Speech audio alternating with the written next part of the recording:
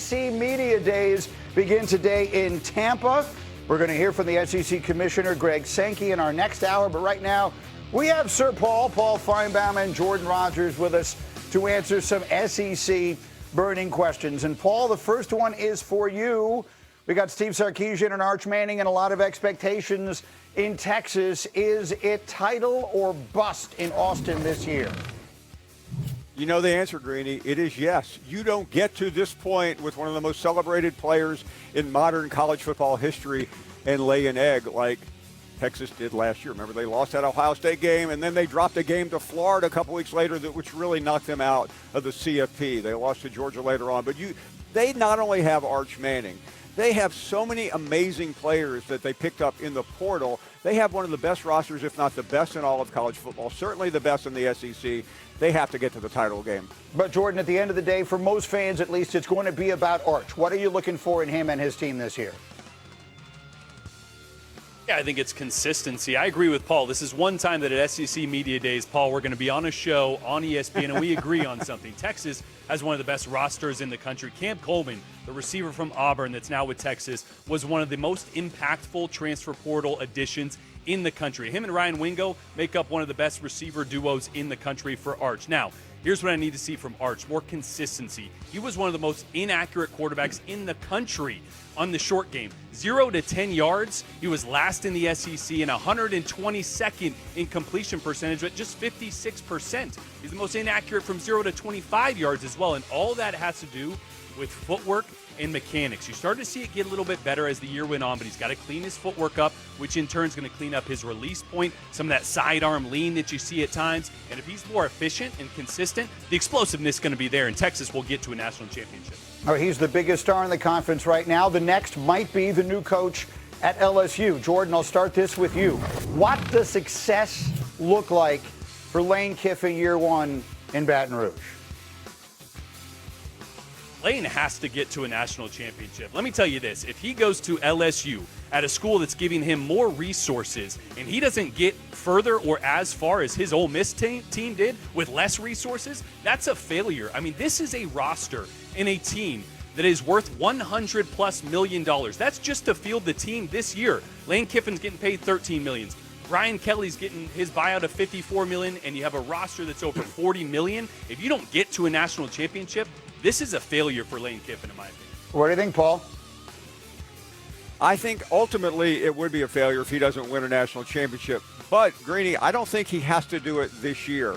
There's so many moving parts, and because of all the things that Jordan laid out, he has everything aligned perfectly. I think if he misses the championship this year, even if he misses the CFP, I don't think you can write Lane Kiffin off because he is so good in the portal. He has to make the portal work from a chemistry standpoint. I think they'll get to the CFP, but I think there's more pressure on the coach we talked about a minute ago in Steve Sarkisian than there is Lane Kiffin this year. Jordan. Paul, do not give a grace period for Lane Kiffin or anybody. Curt Cignetti changed that in college football. He went to Indiana, a program that was terrible, took him to the CFP year one and a national championship year two. In the NIL era, there is no grace period. There is no, we'll get better. We're going to get there in year two or year three. That's not why you hire Lane Kiffin. That's not why you spend $40 million. That era of college football where you can wait and develop and get better is gone. You have to win now or it's a failure, in my opinion. Paul. Yeah, Greeny, I didn't think on July 20th it would be Jordan Rogers firing coaches as opposed to Paul Finebaum, but that's where we are right here. I'm not firing anybody. Listen, I'm not giving Lane.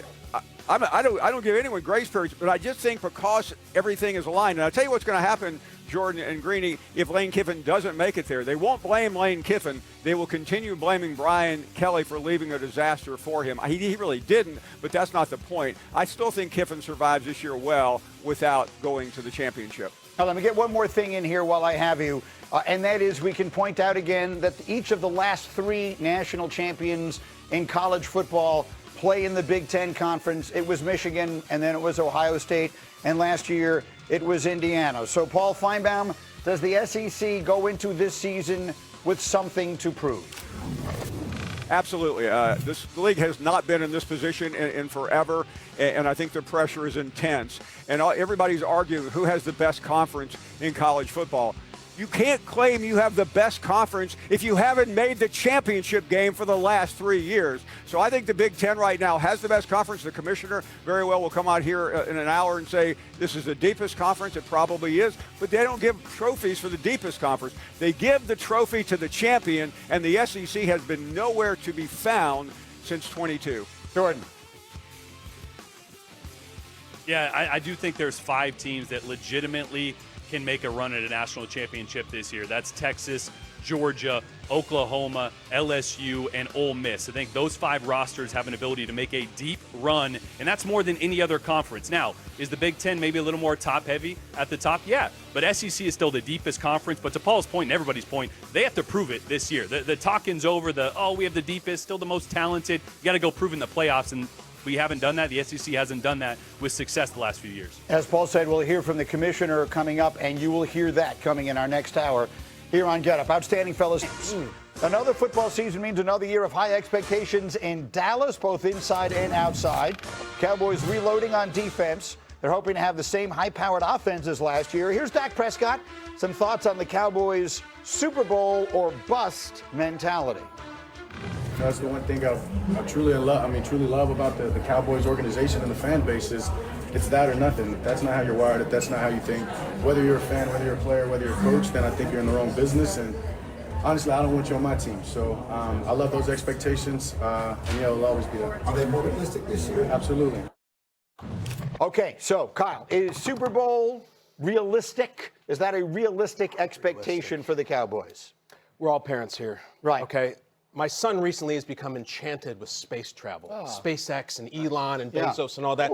My son, my beautiful son, says to me recently, Dad, I think I might want to be an astronaut. Do you think I could do that? Now, it is my job to say, of course, son, anything you put your mind to. Duty. I looked at him, I don't know. Can we maybe get a B in math first? Not even an A. Can we get a B? And then we'll talk about you visiting other planets. Speaking of other planets, the Cowboys, can we go to a title game first? Yeah. Can we get the B? Because if the Cowboys this year, never mind the Super Bowl, if they were to lose, let's say, to the Rams 38-0 in the title game, that is their best season since I got my driver's license. It has been that long. So shoot for the moon, Calvin Brandt, if you're watching at home, and Dallas Cowboys, go get them. Realistic? We've been doing this conversation for 30 years and it's not realistic. So no, I'm not expecting it. But a title game, that's landing on the moon. One small step for man, one small step for Cowboys kind. We got to address the elephant. You're right. I like that. So, I think this Cowboys team, their offense is going to be as good as anybody in football, which is a starting point. The question we talked about was the defense. The problem with saying that this is their best chance is the NFC West, it exists. It's there. There are 2 teams in NFC West that I think are better than the Cowboys. And even if the Cowboys defense gets to average, I still think both of those teams are probably better, being the Rams and the Seahawks. So that defense is going to have to actually be good. I think last year we thought, they're kind of like the Bengals. If you play a little bit of defense, you'll be good. But now you look at the rest of this conference, they're going to have to get past one or both of those teams. This defense is going to actually have to make plays, not just hold up. And I agree with you. They're going to have to take a huge step. And to your point with Calvin, like to get that B, sometimes you got to go out and do some things. Go get a tutor, Extra put in credit. some extra work. The Cowboys did that. They went and got a new defensive coordinator. Nice. They got probably a half new starters on the defensive side of the ball. So they're going for it. There are a lot of new faces in that room. So right now, as you look at them and you're talking about their defense, we have no idea how good this defense could potentially be. Go ahead, Shefty, one of the names on there. That's a lot of added talent. And you may be thinking of the Cowboys last year, but this is a new year, and we don't know what's going to happen this year. The New York Knicks are coming off the season where they won the championship. Nobody thought the Knicks were going to win the championship before the season began. So, yes, I think Dallas can have an extended run. I think they can win the Super Bowl. I think Calvin can go to the moon, okay? I think he can. Your son, let me talk to him. Go ahead. Let me tell him, Talk to Calvin, the boy. anything is possible. I know when we are at the anything is possible stage, you got a little ways But to go. the Knicks comparison, it's like, I see proof of Bigfoot, so I know unicorns are real. No, like we can't do 1-to-1, all right? We can't. The Cowboys are going to win a Super Bowl because they don't have Jalen Brunson. That's the problem. They may have. He was in Dallas, and they let him go. They may have Jalen Brunson. They have maybe enough to score as much as they need to score. Right. The problem is, do they have someone to stop me? They don't have Mitchell Robinson. Right. They don't have those two guys, those two wings. OG Anunoby and Mikal Bridges playing defense. Absolutely, and that's the thing. It's not only a new defensive coordinator; their entire defensive staff is new as well. So it's how fast can everyone get on the same page to be able to execute what Christian Parker is trying to do. Let me just to make Kyle's point, I think a little more. I'm just going to name a team. You tell me it's more. The Cowboys are more likely than them. Can the Cowboys get there? Yeah, of course. Anything can happen. Sure. But you tell me the Cowboys are more likely than the Rams? No. Seahawks? No. Bears? No. You're I like them over the Bears. You're doing this over the Bears. exercise, and Joel, it doesn't mean anything. Right. Because there are going to be injuries. The season's going to change. We can do this, and you're going to say no to all those teams. Right. Dallas is not better than any of them. But that doesn't mean that's how the season is going to play out. Of course not. And it doesn't mean that Calvin can't go to the moon. Calvin, it's just not the way. It's a little different because there could be injuries, there could be things that change the course of the season. There's no injury that's going to make Calvin good at math like that. That's not. Calvin's going to be sitting here in 10 years talking about Cam Scatterbo. There we go. God willing. I love you, bud. All right, we've got the Athlete Unlimited soft